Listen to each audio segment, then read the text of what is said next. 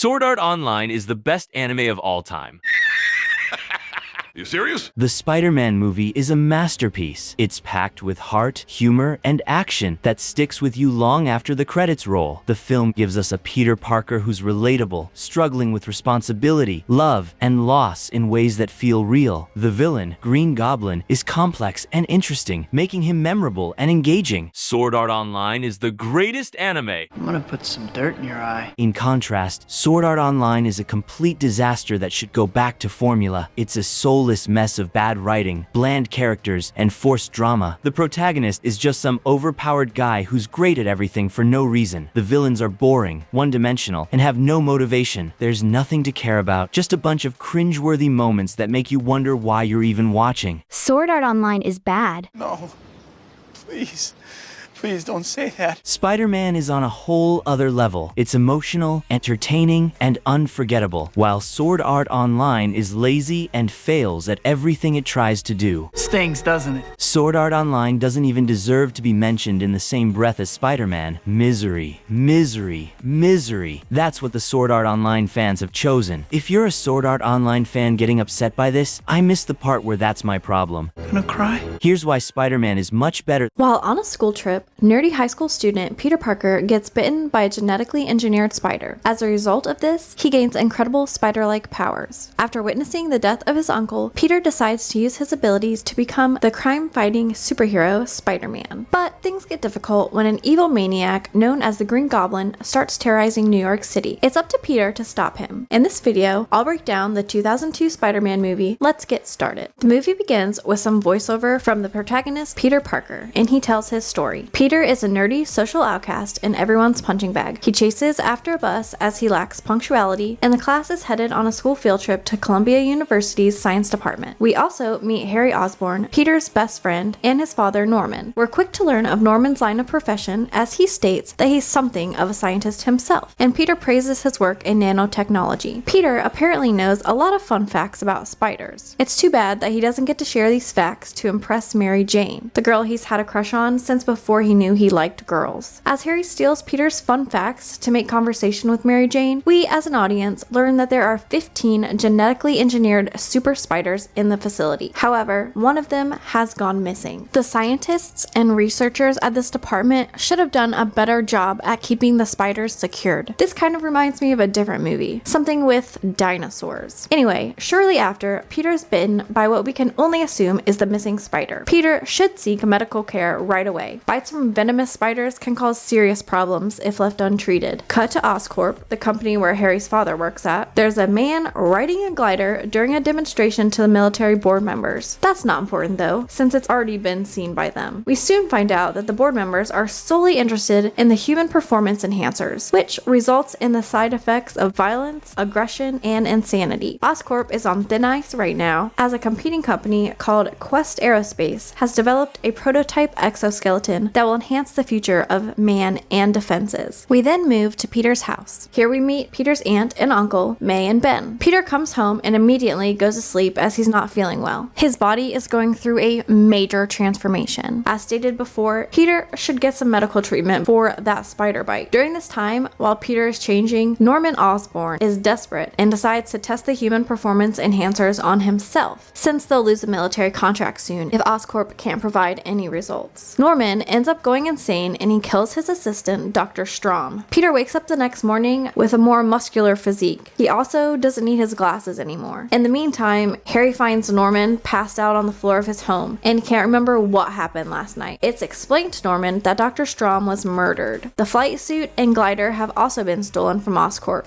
The police should have discovered fingerprints at the crime scene. There are also probably security cameras in the Oscorp building, so they would have captured the incident. The police should be able to put two and two together to find out that Norman is the obvious culprit. I doubt Norman wiped all of his fingerprints and deleted the security footage before blacking out. Peter goes to school and we see all his new abilities. Things are sticking to his hands and he can also shoot webs from his wrists. Peter gets into a fight with bully Flash Thompson and he realizes that he has the ability ability to sense when something bad is about to happen. Additionally, Peter has increased reflexes and is able to dodge all of Flash's punches. Peter easily wins the fight against Flash and runs away from school. He stops in an alley and finds that he's able to climb walls. All fun and exciting stuff. Peter needs a lot more training with his newfound skills though. Later that night, Peter meets Mary Jane behind their houses. She doesn't live in a great place, so any escape is welcome. Together, they exchange where they're going after their graduation. Peter wants to get a job as a photographer to work his way through college. Mary Jane hopes to act on stage. Before Peter and Mary Jane are able to discuss any further, Mary Jane's boyfriend shows up in his new car to pick her up. Peter is jealous and wants to get money to buy himself a fancy car as well. He sees an ad in the newspaper for an amateur wrestling match that pays $3,000. Peter comes up with a costume and tells his aunt and uncle that he's going to the library. Uncle Ben offers to drive Peter there, and before dropping him off, tells Peter that with great power comes great responsibility. But Peter is angry and doesn't listen because Uncle Ben isn't his actual father. Peter enters the wrestling tournament and the announcer gives him the name Spider-Man. He goes up against a wrestler named Bonesaw McGraw. Peter has the right approach of staying away from Bonesaw. He doesn't need to win. He just needs to last for 3 minutes. Peter decides to fight Bonesaw and he easily beats him. Upon defeating Bonesaw in 2 minutes, Peter doesn't get the full $3,000 as promised in the ad. It's kind of Peter's own fault though. He didn't fulfill the requirements, so he shouldn't be paid the full amount. As Peter is headed down the hallway and about to leave, a man enters the office that Peter was just in and robs the promoters. Because Peter is controlled by his emotions, he decides it isn't his business to stop the guy. Peter might have been acting out of spite here, but stepping aside was the right choice. It's not smart to try and fight a guy with a gun. Later, Peter discovers that Uncle Ben has been shot and killed by a carjacker. Peter is full of rage and decides to go after the carjacker himself. He chases the carjacker to an abandoned building and finds out that it's the same thief who robbed the wrestling promoters earlier, the one who Peter allowed to escape. Peter disarms the carjacker, but he slips and falls out of the window to his own death. Peter flees and goes back home before the police arrive. We see the military board members at a Quest aerospace testing site. A maniac on a glider in a flight suit is there to blow everything up and kill the board members. It should be pretty apparent who the Green Goblin is. He was able to steal the technology from Oscorp, so he's clearly someone who works there, and he's going after a rival company. The only person with that kind of motive would be Norman Osborn. Sometime later, Peter graduates from high school. Harry and Norman are also at the graduation, and Norman congratulates Peter more than his own son. Furthermore, Mary Jane breaks up with her boyfriend. Peter is still sad about Uncle Ben's tragic death and misses him. We then get to see the transformation of Peter into Spider-Man, where he saves people from theft and robbery. Peter protects the citizens of New York City and becomes a true superhero. Let's just hope that the wrestling promoter doesn't remember what Peter looked like, since he could expose his identity to the public. J. Jonah Jameson wants pictures of Spider-Man for the Daily Bugle. Peter sees that Mary Jane is working at the local diner. She hasn't accomplished her dreams of becoming a stage actress. Mary Jane is actually going out with Harry. Peter and Harry are living together as roommates in an apartment. Peter gets fired from his job because he was late once again. How can he always be on time to save the world but be late for his job? At least this opens the door for his photography career because he's able to get pictures of Spider-Man. Peter is employed as a freelancer by the Daily Bugle. Oh, what opportunities being a superhero can bring you. It should be blatantly obvious that Peter is Spider-Man though. These pictures are so up close and good that only Spider-Man himself could have taken them. Norman is furious because the board is selling Oscorp and trying to force him out. They can't do this to him since Norman has sacrificed so much. Oscorp hosts a World Unity Day festival. The Green Goblin rides on his glider through the festival, destroying everything that is nice. He also kills the entire Oscorp board in plain sight. Boy, did he really ruin the fun. Peter changes into his Spider-Man suit and saves the other people. A fight ensues between Spider-Man and the Green Goblin, and it's easy to tell who has the better skills and technology. But Spider-Man should have beaten the Green Goblin during this encounter. Throughout the movie so far, we've seen Spider-Man's immaculate strength, his impeccable aim with the web, all that he can do. The only issue that he has is his love for Mary Jane. All Spider-Man had to do was separate the Green Goblin from his glider, which he basically did. Well, he partially destroyed it, sending off the Green Goblin for a retreat. But Spider-Man could have taken this opportunity to pull the Green Goblin from his glider and prevent his retreat. He could have saved Mary Jane after this too, since Spider-Man had already blinded the Green Goblin. After knocking the Green Goblin from the glider, Spider-Man could have demasked him in Scooby-Doo fashion and damaged his flight suit, as it was clear that's where all the danger was coming from. There were plenty of people and police officers around who could have assisted in this process, but also a little thinking and common sense could have pinpointed pinpointed the true identity of the Green Goblin. Even Peter, a man who was well versed in the studies of Norman Osborn, could have figured that out. Dr. Strom,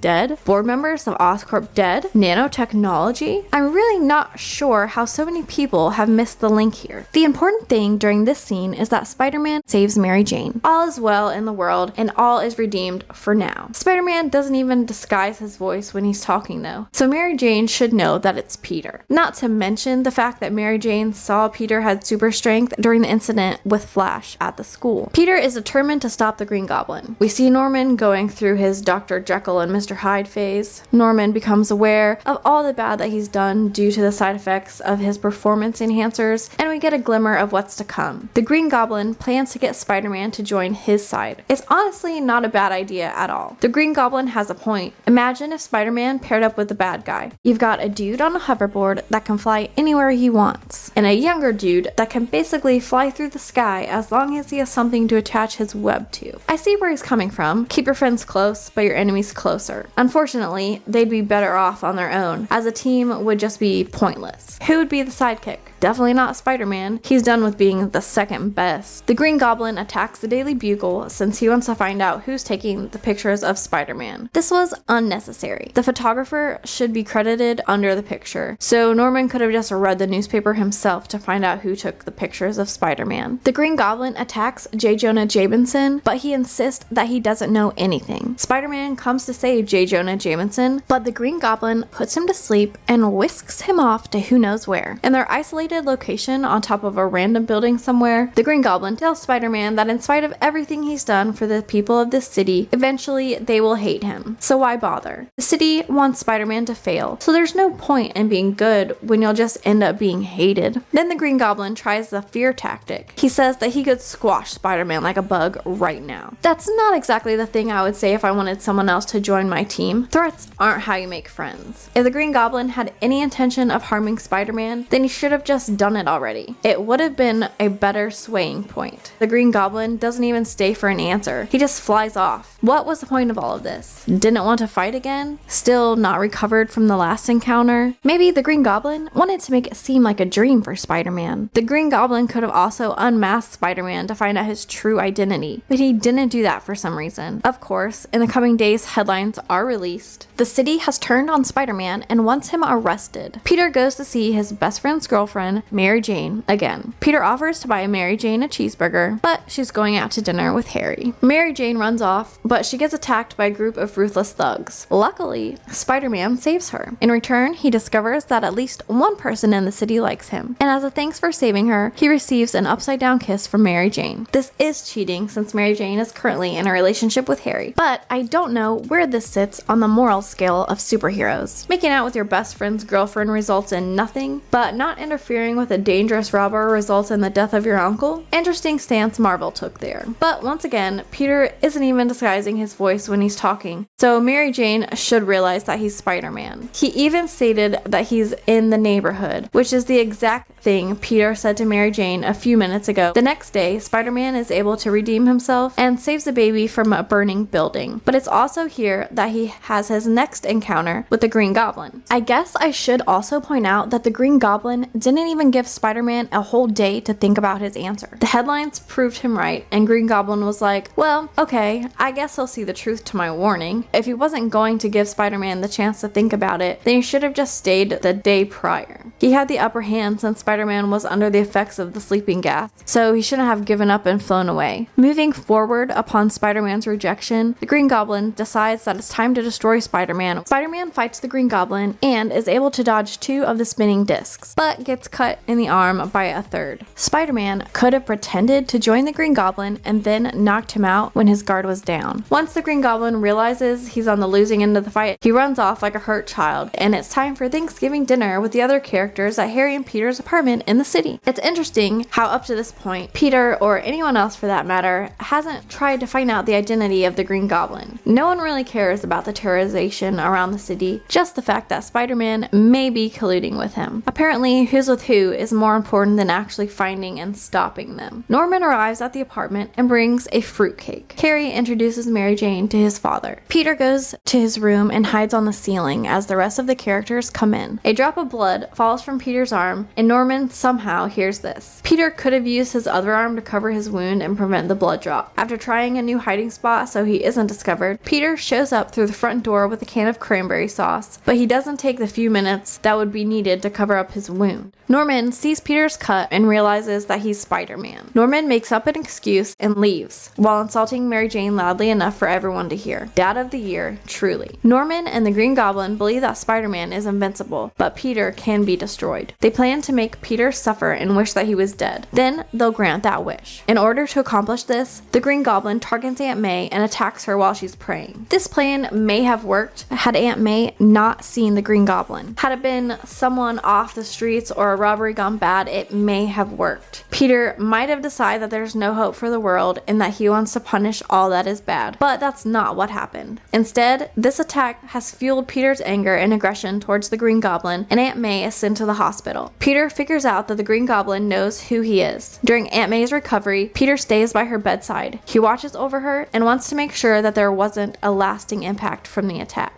Moreover, Mary Jane comes to visit and to see how Aunt May is doing. Mary Jane also confesses her feelings towards Spider-Man. Oof, sorry Peter, your alter ego is still better than you. But sure, confess your feelings to her at this moment, coyly. But poor Harry. After seeing Peter and Mary Jane together, doing nothing but holding hands, he goes home to find his father in a bit of a weird state. Unknowingly, Harry throws Peter under the bus, giving his father, the Green Goblin, the last piece of the puzzle he needs. Harry tells Norman the weakness that he's been searching for since there's nobody Peter cares about more than Mary Jane. But at least Harry finally got his father's approval in the end. The Green Goblin kidnaps Mary Jane and the ultimate dilemma ensues. Peter can either save Mary Jane or he can save the tram car full of children. As we expect, Peter goes to save Mary Jane first, which is arguably the easier option. The citizens of New York aid in Peter's struggle against the Green Goblin, while he's trying to lower the tram car down onto a boat safely. Now, let's think about this. We can see that Spider-Man is strong enough to hold up a tram car with one hand and have his web attached to the bridge. A spider is able to build upon a web, extending it further and further. So why can't Peter just do that? He should have gone for the tram car first to get a little leverage on the heavier item, and then shoot his web to save Mary Jane. In theory, Spider-Man's web should have been strong enough to withhold the tension of a bridge. He could have, had he properly managed his priorities, stabilized the tram car, and deflected attacks or advancements from the Green Goblin by tethering the tram car to the bridge. Then he could have swung off to save Mary Jane, getting her to safer ground as opposed to the cable that was holding up the tram car. Regardless, everyone is safe, so whatever they did in the movie worked. However, Spider-Man is yet again kidnapped by the Green Goblin, off to an abandoned building where they go to fight one-on-one. The Green Goblin practically beats the crap out of Spider-Man. It doesn't look good for Spider-Man. In fact, it looks quite bad for him, as his mask is partially burned off his face from a pumpkin bomb explosion. The Green Goblin decides he needs to have a chat. This one-sided conversation is exactly what Spider-Man needed to regain the upper hand and fight back. The Green Goblin threatens to kill Mary Jane later, and this gives Spider-Man the strength to overpower the Green Goblin, so the power of love wins. Spider-Man is able to down the Green Goblin, and he discovers the identity of the villain who's been terrorizing the city. It's Harry's father. Spider-Man stops attacking as Norman begs for forgiveness. But this is all a ploy to get Peter to let his guard down. Norman is secretly controlling his glider to try and impale Peter, but his spider sense reacts and he jumps out of the way to dodge the glider. Norman was standing in the line of fire and got impaled by the glider, dying by his own hand. Norman clearly didn't think this through. Even if Peter didn't dodge the glider, his body wouldn't be enough to stop the impact, so Norman would still get stabbed as well. Norman requests Peter to not tell Harry about this. Afterwards, Peter drops off Norman's dead body at the Osborn house, but Harry sees this and thinks that Spider-Man killed his father. Harry should know that Spider-Man didn't kill his father once they do an autopsy. In fact, in Spider-Man 3, Harry's personal butler, Bernard Hausman, tells him that he cleaned Norman's wounds the night he died, and how the blade that pierced Norman's body came from his own glider. Therefore, Spider-Man didn't kill him. It would have been nice if Bernard revealed this crucial information to Harry right away, instead of waiting 2 whole movies to tell him what really happened. And Peter could just simply tell Harry about Norman. He doesn't have to keep his promise to a maniac and murderer. Sometime later, the characters go to Norman's funeral. Harry vows to get revenge on Spider-Man for his father's death. Peter also visits Uncle Ben's grave and Mary Jane comes. Mary Jane confesses that she was thinking of Peter when she was about to die. Mary Jane has fallen in love with Peter and they kiss. Peter can't be in a relationship with Mary Jane though, since being Spider-Man puts his loved ones in danger. He hides his true feelings and tells Mary Jane that he'll be her friend. Finally, the movie ends with Peter recalling Uncle Ben's words of power and responsibility. He accepts the responsibility of being Spider-Man and swings through the city. Spider-Man ended up being the first movie to reach $100 million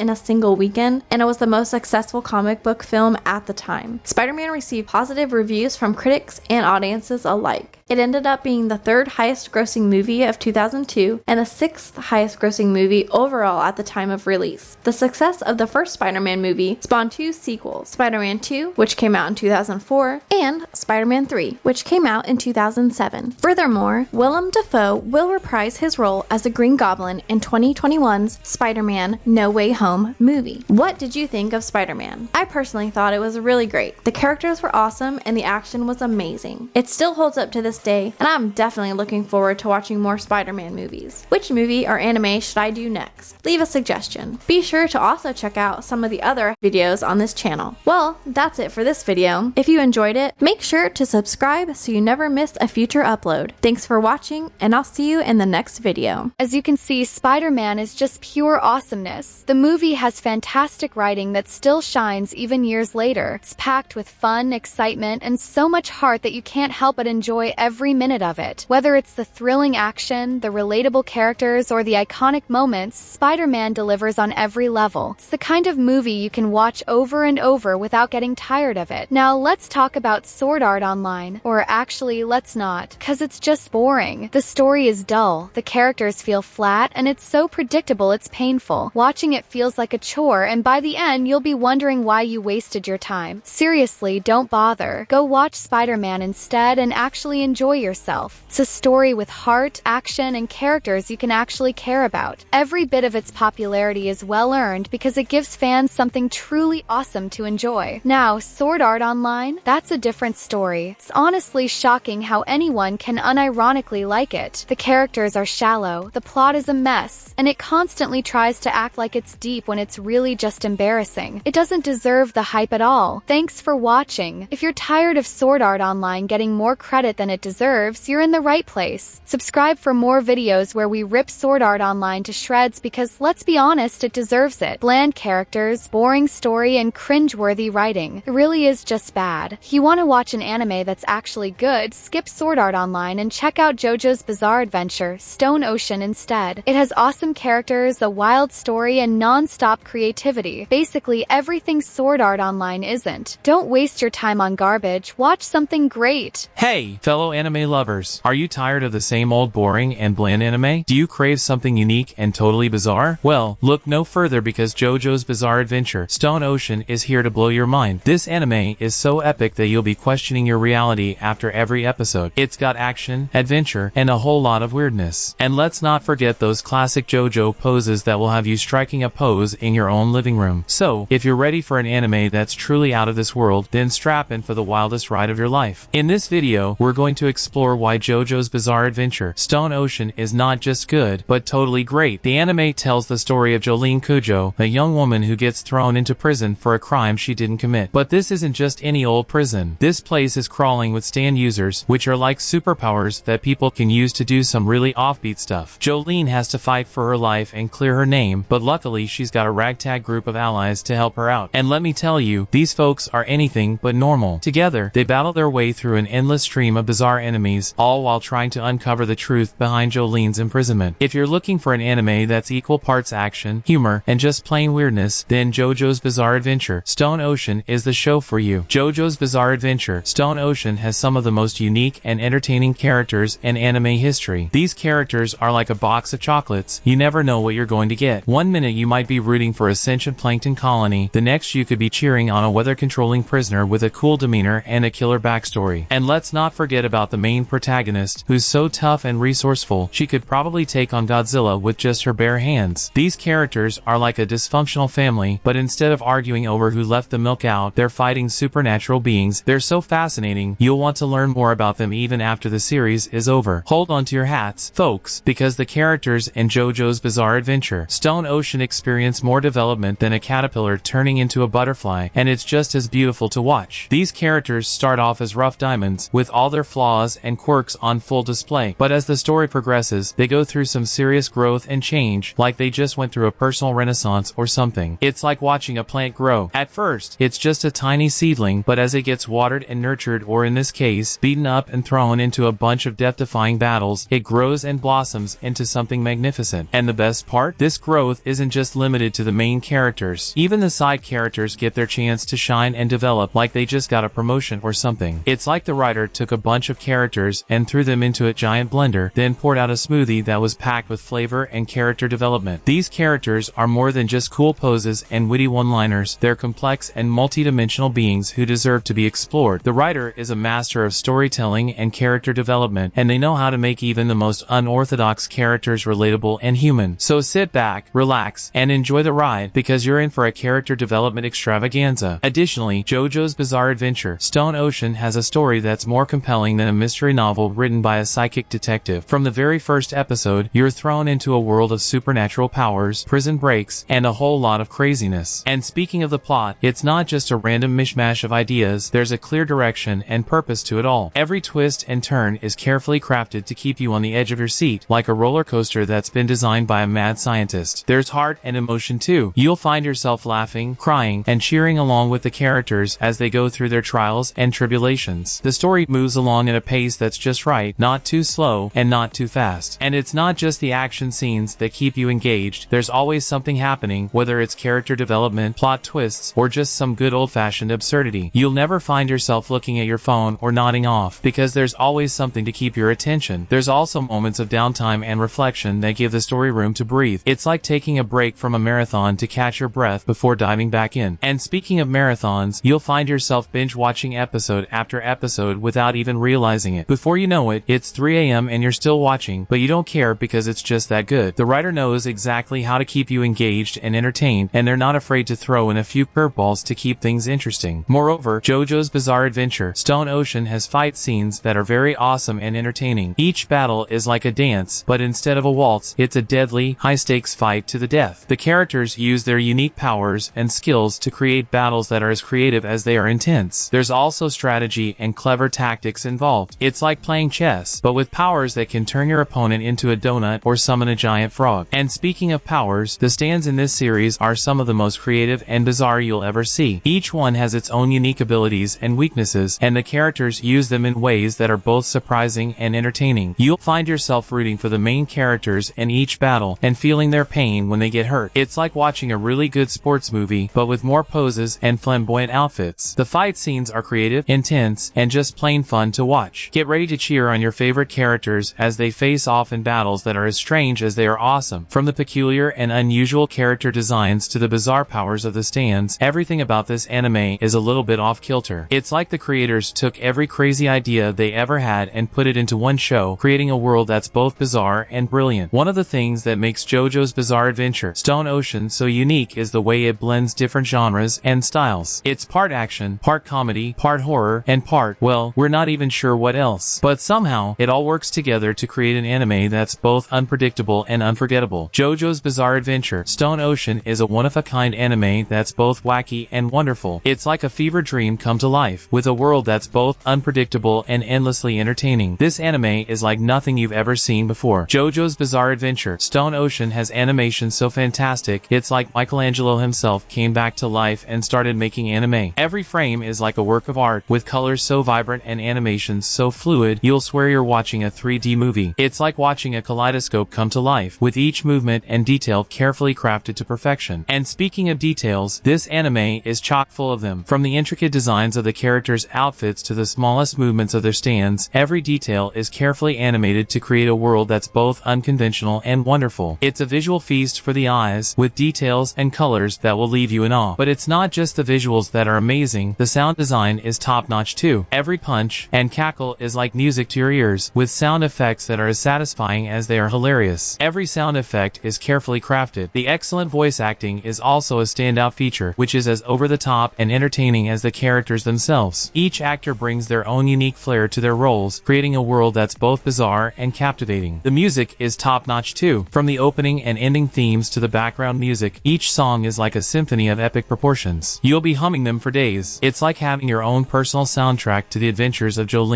and her friends. JoJo's Bizarre Adventure Stone Ocean is an anime that not only lives up to the hype but also exceeds expectations like a boss. It's like the anime creators took all the best elements of the previous arcs and cranked them up to 11, creating an anime that's even more insane than before. The characters are more outlandish, the fights are more epic, and the animation is more jaw-droppingly gorgeous. Every episode of Stone Ocean feels like a roller coaster ride, with twists and turns that keep you on the edge of your seat. The battles are like watching two superheroes fighting it out, with each character showcasing their unique powers. It's like the ultimate game of rock, paper, scissors, with each move leading to an even bigger and crazier move. JoJo's Bizarre Adventure Stone Ocean is the ultimate adrenaline rush, with action, drama, and humor all rolled into one. If you haven't watched it yet, then what are you waiting for? Get ready for the ride of your life. Thanks for watching and subscribe for more.